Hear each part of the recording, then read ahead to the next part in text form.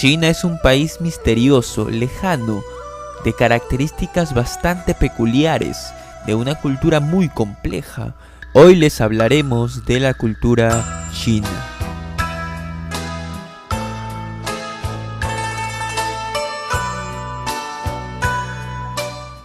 A finales de 1840 se produce la primera gran migración china, generada por la crisis en la que se encontraba el país oriental, luego de las guerras que se venían desatando en su país.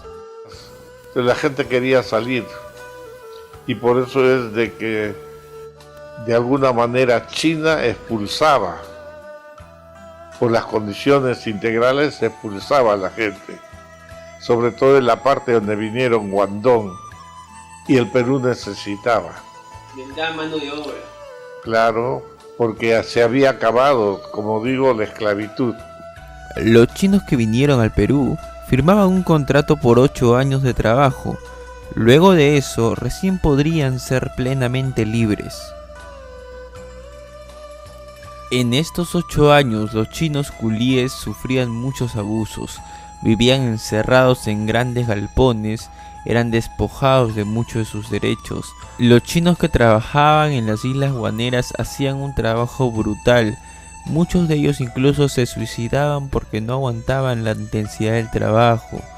Bueno, si nos remontamos a la época de los culíes, claro, ocurrió y pasaron muchas penalidades, pero al final salieron adelante. Es como un cuadro que hizo una amiga mía alemana, que dice de Macao al Callao. Se ve el barco que llega al puerto de Callao, con los orientales con trenza y su gorrito, y en la parte de adelante ha dibujado a los dragones danzando con todo su fulgor, ¿no? De ahí se ve el cambio, porque es en una misma dibujo están el barco, los culíes que llegan cargando cosas sobre el hombro y los dragones bailando en la parte de afuera. Es la asimilación a través de los años y su crecimiento en el barrio chino. Interesan también las propias publicaciones de los chinos residentes en el Perú. En ellas se reflejan los distintos aspectos de su vida, particularmente el político, pues este ha sido el motivo que llevó a que se editaran algunos diarios chinos que aún subsisten. Todo hace suponer que este tipo de publicaciones solo comienza a editarse a partir de la primera década del siglo XX. Los diarios más conocidos son Man Shin Po, y que comenzó a distribuirse en 1917, y el Kun Yan Po, cuyos primeros números salieron en 1911. En décadas posteriores, a partir de 1931, se funda la Revista Oriental. Así como las anteriores publicaciones mencionadas, esta revista continúa saliendo en Lima. El diario Oriental Chino fue un mensuario que inició sus ediciones en 1936 y se imprimía en inglés y en español. Según Humberto Rodríguez Pastor, los chinos siempre buscaron su superación económica. Nunca se conformaron con lo que tuvieron, estudiaron los mejores lugares para poder negociar y lo hicieron. Porque todos estos chinos lo que tuvieron es como gran capacidad ser comerciantes, y esto lo traían en su mochila, ya eran bagaje, eran conocimiento de cómo poner un negocio, y no perdió su cultura, defendió, salió, pero trabajaba en lo que podía, trabajaba en cosas muy simpáticas, ¿no? Tempranito, antes las señoras tenían que despertarse y encender no el gas, no el querosene, sino el carbón, para calentar agua, y escuchaban a un chino, agua, agua, agua, y los chinos vendían el agua caliente. Desde tiempos remotos, los chinos celebran 3 importantes fiestas en base al calendario lunar: el Año Nuevo Chino, el Festival de los Botes Dragón y el Festival de Medio Otoño. Este último se diferencia de los otros dos por su estilo más apacible y suave de celebración, esencialmente diurna. Es una de las 3 fiestas más importantes en base al calendario lunar chino, con un carácter más familiar e íntimo. El festival, que cae con el 15º día del 8º mes del calendario lunar, es una especie de acción de gracias y admiración de los hermosos dones de la naturaleza. La luna luce más grande y redonda en esta época del año. Dice la leyenda que 3 hadas se transformaron en 3 ancianos y bajaron a la tierra para pedir algo de comer a un zorro, un mono y un conejo. El zorro y el mono les dieron algo de comida que tenían, pero el conejo, que no tenía nada para darles, se ofreció a sí mismo como alimento. Las hadas se conmovieron mucho por el sacrificio del conejo, así que lo convirtieron en una divinidad y le permitieron vivir en el Palacio de la Luna, donde se convirtió en el conejo de jade. Esta romántica leyenda ha sido también fuente de inspiración para muchas obras de arte en China. Los pasteles de luna simbolizan la unidad familiar y la perfección. Es costumbre regalar tales pastelitos para esta época del año.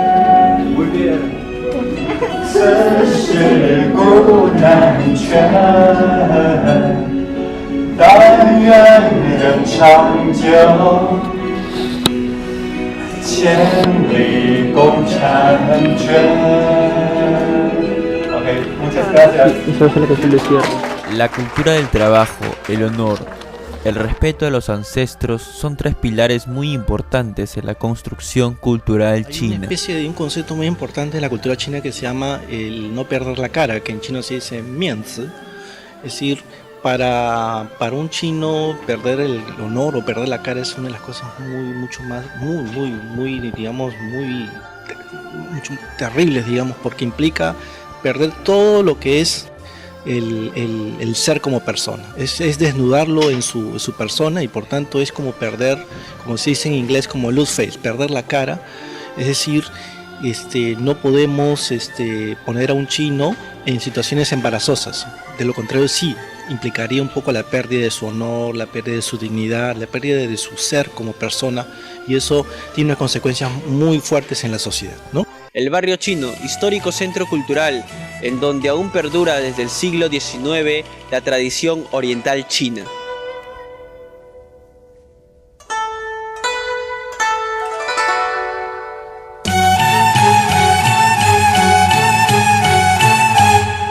Al culminar los 8 años de trabajo, muchos chinos colocaron sus negocios cerca de los grandes mercados. El barrio chino fue uno de ellos. Hasta la actualidad se conservan sus creencias y tradiciones.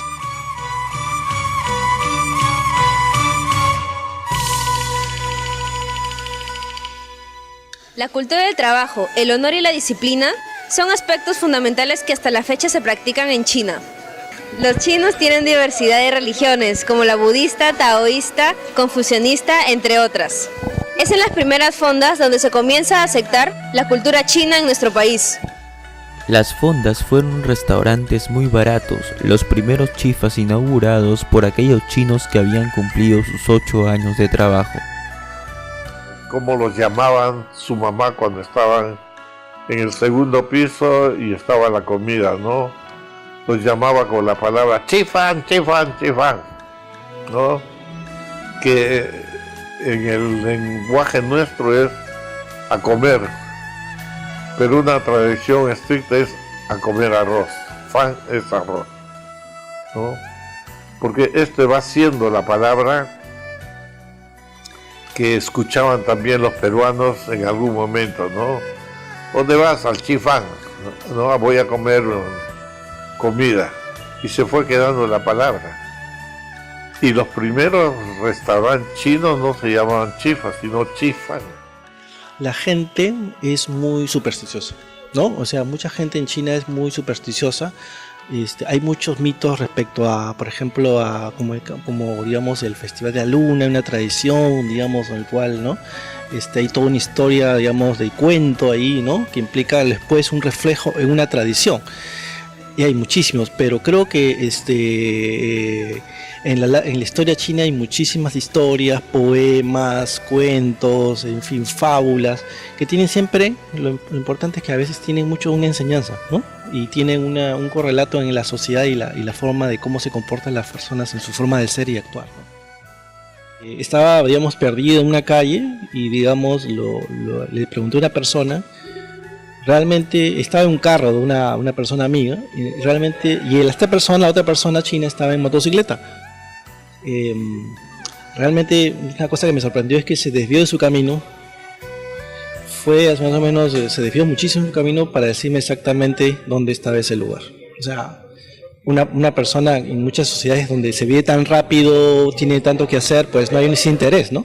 Pero esa persona tomó su tiempo, pensó que esa forma era una forma de ayudar a un extranjero, en el caso yo, y luego dijo, aquí está el lugar, y dijo, muchas gracias, que le vaya bien, y se desvió, volvió a su camino. O sea, son cosas que sorprenden una sociedad que busca, digamos, la atención, la generosidad, digamos, la preocupación por el otro, ¿no? Por una necesidad, por un problema, en este caso un problema de ubicuidad, ¿no?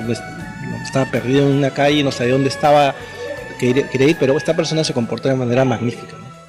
Hasta hoy siguen llegando chinos. Es la corriente migratoria más grande que ha tenido el Perú y con mucha influencia dentro de la sociedad peruana. No solo nunca doblegaron su cultura, es más, nos la transmitieron.